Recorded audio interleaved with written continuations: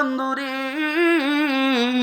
আপনার আমার মৃত্যুর বিছানায় নবী আসবে, কবরে নবী আসবে। এবার কবর থেকে 100, 200, 500, 1000, 5000, 6000, 10000 বৎসর কবরের মধ্যে যখন আমি আপনি শুয়ে থাকব, আমার আল্লাহ কোরআনুল কারীমের মধ্যে বলছেন, ওয়া নুফিখা ফিস সূরি ফাসাইকা মান ফিস সামাওয়াতি ওয়া মান ফিল আরদি ইল্লা মান শাআল্লাহ। ইসরাফিল যখন সিংহায় ফু দিবে, আসমান জমিনের সবকিছু একসাথ হয়ে যাবে, বেকারার হয়ে যাবে, বেহুশ হয়ে পড়ে যাবে। ইদাস সামাউ ফাতারাত, আসমান বিদীর্ণ হয়ে যাবে। ওয়া ইদাল কাওয়াকিবু তাসারাত, আসমান থেকে নক্ষত্রগুলি তারকাগুলি ছুটে ছুটে পড়ে যাবে। ওয়া ইদাল বিহারু ফুজ্জিরাত, আপনার নদী নালাগুলো শুকিয়ে যাবে। ওয়া ইজাল কুবুরু বুসিরাত, আপনার সমস্ত মানুষগুলা বস্ত্রবিহীন হয়ে উলঙ্গ হইয়া হাসরের ময়দানের দিকে ছুটতে থাকবে। মানুষ নাফসি নাফসি করে কানবে।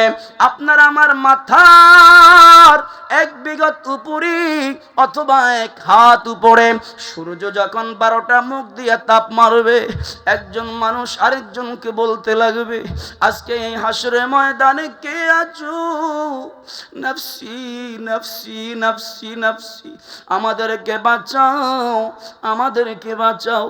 এই জন্য মা আয়েশা সিদ্দিকা জিজ্ঞাসা করেছেন, ইয়া রাসূলুল্লাহ, আপনার হাদিসের মধ্যে পেয়েছি হাসরের ময়দানে ছেলে মায়ের সামনে উলঙ্গ হয়ে দাঁড়িয়ে থাকবে, মা মেয়ের সামনে উলঙ্গ হয়ে দাঁড়িয়ে থাকবে। ইয়া রাসূলুল্লাহ,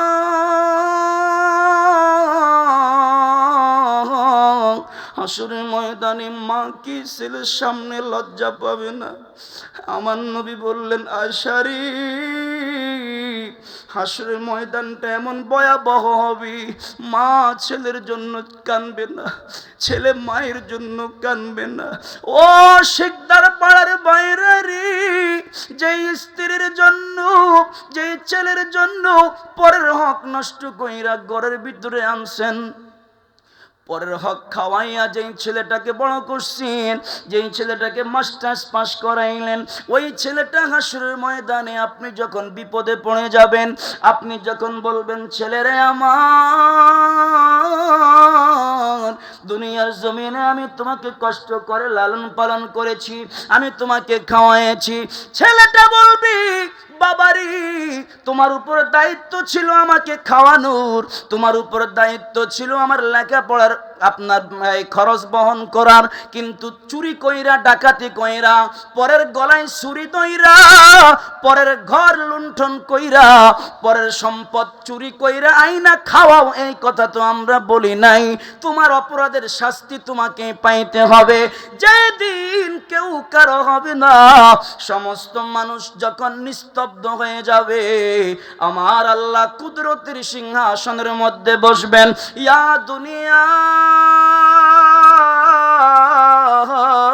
ইয়া দুনিয়া আইনা আশজারুকি, ও দুনিয়া কোথায় তোমার গাছ গাছালি গোলাম, যে গাছগুলার মুখে পড়ে মায়ায় পড়ে এক ভাই আরেক ভাইয়ের গাছ জোর করে কাইটা আইনা আবার নিরপরাধ ভাইয়ের গলায় ছুরি চালায়া দিছে, কোথায় তোমার সেই গাছ গাছালি গোলাম? ইয়া দুনিয়া আইনা জিন্নুকি, ও দুনিয়া কোথায় তোমার জিন জাতি গোলা? ইয়া দুনিয়া আইনা বাহারুকি, ও দুনিয়া কোথায় তোমার নদ নদী গোলা?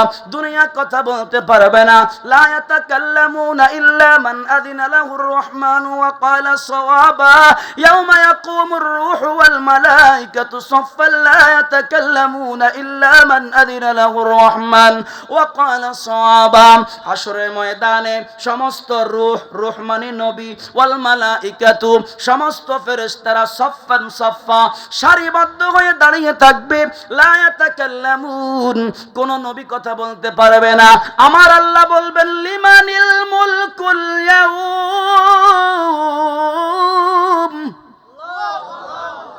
লিমানিল মুলকুল ইয়াউম, আজকের আধিপত্য, আজকের বাদশাহী কার জন্য?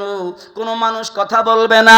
আমার আল্লাহ নিজেই জবাব দিবে, লিল্লাহিল ওয়াহিদিল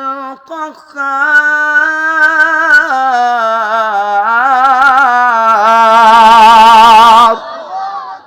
আমার আল্লাহ বলবে আজকের বাদশাহী আমার জন্য, বিচার কার্য আরম্ভ হয়ে যাবে। আমার আল্লাহ সর্বপ্রথম আউয়ালু মা ইউহাসাবু বিহিল আবদু ইয়াউমাল কিয়ামাতিস সালাহ, কিয়ামতের দিন হাসরের ময়দানে সর্বপ্রথম হিসাব নেবে নামাজের। জোরে কোন সুবহানাল্লাহ, আর জোরে কোন না সুবহানাল্লাহ। আমার আল্লাহ বলবে কে কে নামাজে হাত তুলো, নামাজিরা হাত তুলবে। ইয়াউমা ইউকশাফু আন সাকিন ওয়া ইউদআউনা ইলা সুজুদি ফালা ইস্তাতিউন খাশিআতান আবসারুহুম তারহাকুহুম যিল্লা ওয়া ক্বাদ কানু ইউদআউনা ইলা সুজুদি ওয়া হুম সালিমুন। সমস্ত নামাজিরা বলবে আল্লাহ আমরা নামাজ পড়েছি। আল্লাহ কয় দুনিয়ার নামাজ পড়েছো, একটা ইন্টারভিউ হয়ে যাক। বলে আল্লাহ কি ইন্টারভিউ? কয় দুনিয়ায় 40 বছর 50 বছর 60 বছর নামাজ পড়ছো, এখন 60 বছর পড়া লাগবে না, একটা সেজদা দে আমি আল্লাহর কুদরতের কদমে। নামাজিরা আল্লাহর কুদরতের কদমে সেজদা দিয়ে দিবে। কিন্তু যারা বেনামাজি এরা দুনিয়ায় যেমন বাটপার ছিল, হাসরের ময়দানেও বাটপারি করবে, হাত উঠাইতে চাইবে, সেজদা দিতে চাইবে। আমার আল্লাহ কয় ওই সমস্ত বেনামাজির কোমরগুলা আমি আল্লাহ কাঠের মতো শক্ত কইরা দিব, সেজদায় যাইতে চাইবে কিন্তু চিৎপটাং হয়ে পড়ে যাবে। জোরকান্দা নাউজুবিল্লাহ। সেজদা দিতে চাইবে, বলে দি একটা কোন রকম সেজদা একটা দিলেই তো জান্নাত। আল্লাহ কইছে, আল্লাহ কইছে এই বেনামাজিগুলা সেজদা দিতে চাইবে এমনে, কিন্তু পড়বে কেমনে? এইভাবে। এবার উফুদ দি মুগিদ দি হ্যান্সাসে সিবো ফেরেশতা বলে। জোরকান্দা নাউজুবিল্লাহ। ও যুবক বন্ধু, বন্ধু বন্ধু, এই গেল নামাজের চ্যাপ্টার। এরপরে আপনি আমি দৌড়াইয়া ছুটাছুটি করতে থাকবো। কোথায় গেলে নাজাত পাওয়া যাবে, কোথায় গেলে শান্তি পাওয়া যাবে, সমস্ত মানুষ দৌড়াইয়া যাবে। বুখারীর এত লম্বা হাদিস, হাদিসটা আমি সংক্ষিপ্ত আকারে বলছি, কয়েকটা শব্দ বলবো। গোটা হাদিস বলতে গেলে অনেক সময়ের ব্যাপার। সব মানুষ দৌড়াইয়া আদম নবীর কাছে যাবে। ইশফালানা ইলা রাব্বিকা, ও আদম সফিউল্লাহ আমাদের জন্য একটু সুপারিশ করেন, আমাদের জন্য একটু সুপারিশ করেন। আদম নবী বলবেন রব্বি সাল্লিম, রব্বি সাল্লিম, রব্বি সাল্লিম, আল্লাহ আমাকে নিরাপদে রাখুন। আদম নবী বলবে তোমাদের জন্য সুপারিশ করা আমার পক্ষে সম্ভব নয়, তোমরা চলে যাও দাউদ নবীর কাছে, তিনিও বলবেন রব্বি সাল্লিম। নূহ নবীর কাছে যাব, তিনিও বলবেন রব্বি সাল্লিম। এরপরে যাইতে যাইতে যাইতে যাইতে ঈসা নবীর কাছে যখন যাব, ঈসা রূহুল্লাহ ডাক দিয়া বলবে ও নবীর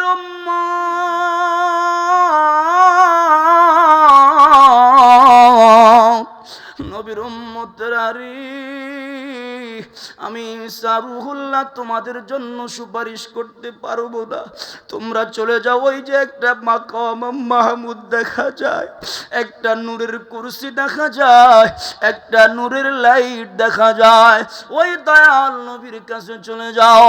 সমস্ত মানুষ দৌড়াইয়া দয়াল নবীর কাছে যাবে।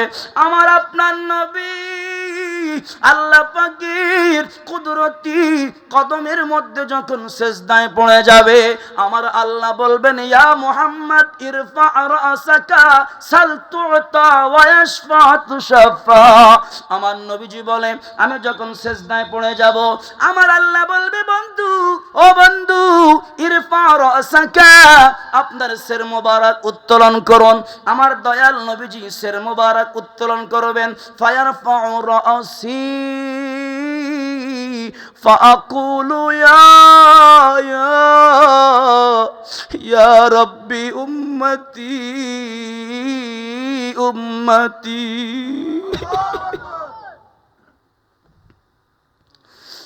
আমার নবী বলবেন ফায়ারফাউ রাসি, আমি মাথা মোবারকটা উঠাবো। ফাকুলু, আর বলবো ইয়া রাব্বি উম্মতি উম্মতি। ও আল্লাহ, আমার মনে চায় ওই যে কতগুলো ফেরেশতারা আমার উম্মতকে টেনে টেনে জাহান্নামের দিকে নিয়ে যাচ্ছে। মালিক ফেরেশতা আপনার হাতের মধ্যে জাহান্নামের বেড়ি লাগাইয়া আপনাকে যখন জাহান্নামের দিকে নিয়ে যাবে, আমার নবীজি বলবে, ও মালিক ফেরেশতারে একটু দাঁড়াও, আমার সামনে নেকি বদিটা ওজন করো। আমার নবী মিজানের পাল্লায় যখন আবার আনবি, মিজানের পাল্লায় আনার পরে আবার যখন নেকি বদি ওজন করবি, ও আমার ভাইরা, এই জন্য নবী বলেছেন, শাফাআতি লি আহলিল কাবাইর মিন উম্মতি। পরের হক নষ্ট করা ছাড়া যদি কেউ কবিরা গুনাহ করে, তার জন্য সুপারিশ করা আমি নবীর জন্য ওয়াজিব, তার জন্য আমি নবী সুপারিশ করব। তবে শর্ত হলো পরের হক নষ্ট করা যাবে না।